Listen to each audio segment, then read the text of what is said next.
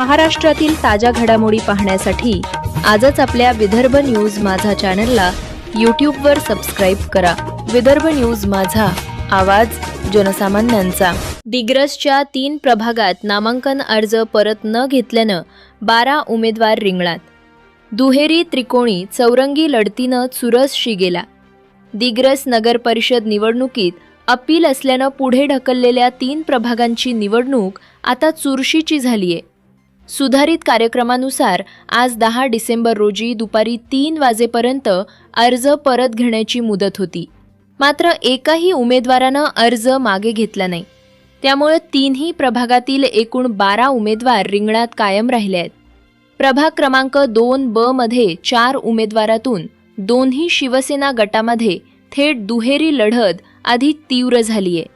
प्रभाग क्रमांक 5ब मध्ये दोन्ही शिवसेना, भाजप आणि माजी नगराध्यक्षा असे एकूण 4 उमेदवार रिंगणात असून येथे चौरंगी लढतीची सर्वाधिक रंगत दिसत आहे।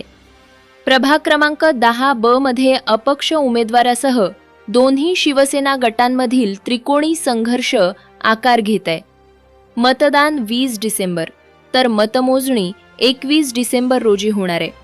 3ही प्रभागात दुहेरी, त्रिकोणी आणि चौरंगी लढतीची परिस्थिती निर्माण झाल्यानं कोण बाजी मारणार, कोणाचा घोडा पुढे जाणार याकडे दिग्रसच्या राजकीय वातावरणाचं लक्ष खिळलंय।